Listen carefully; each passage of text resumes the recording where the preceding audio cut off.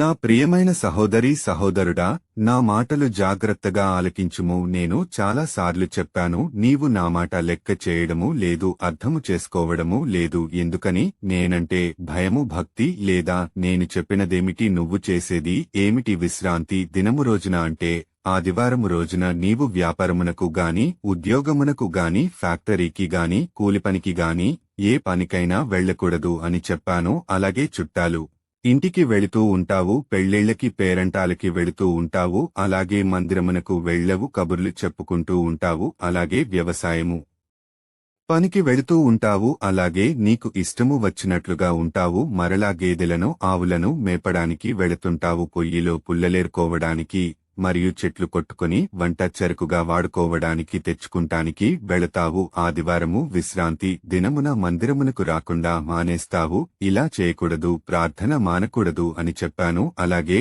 ఆదివారము మందిరమునకు రాకుండా ఆ రోజు బట్టలు నానబెడతావు, బట్టలు నానబెట్టి ఉతుక్కుంటావు. మరియు ఆదివారము షాపింగ్ మాలుకి వెళ్తావు, సినిమాలకి వెళ్తావు, షికారులకు, పార్కులకి, పిక్నిక్లకు వెళతావు. ఇలా చేసి నా దేవుడు నా ప్రార్థన ఆలకిస్తున్నాడా? ఎందుకు నాకు ఇన్ని సమస్యలు వస్తున్నాయి? ఎవరికీ లేని సమస్యలు నాకేనా అని అంటావు. నువ్వు చేసేదేమిటి? నేను చెప్పినట్లు జీవిస్తున్నావా, నడుస్తున్నావా? లేదు కదా.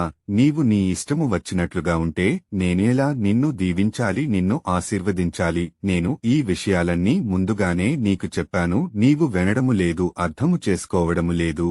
ఈ పనులన్నీ వేరొక రోజు చేసుకోమని కూడా చెప్పాను, నీవు నా మాట వినడము లేదు. బైబిల్ వాక్యము చదువున విశ్రాంతి దినమున వ్యాపారము చేయకుండా నాకు ప్రతిష్ఠితమైన దినమని నీవు కోరుకుండిన ఎడల విశ్రాంతి దినము మనోహరమైనదనియు, యెహోవాకు ప్రతిష్ఠిత దినమనియు, ఘనమైనదనియు అనుకొని దాని ఘనముగా ఆచరించిన ఎడల నీకు ఇష్టమైన పనులు చేయకయు, వ్యాపారము చేయకయు, లోకవార్తలు చెప్పుకొనకయు ఉండిన ఎడల నీవు యెహోవాయందు ఆనందించెదవు. దేశము యొక్క ఉన్నత స్థలము మీద నేను నిన్నెక్కించెదను, నీ తండ్రి అయిన యాకోబు స్వాస్థ్యమును నీ అనుభవములో ఉంచెదను. యెహోవా సెలవిచ్చిన వాక్కు ఇది. యెషయా గ్రంథము 58వ అధ్యాయము 13వ వచనము మరియు 14వ వచనము. ఆమెన్.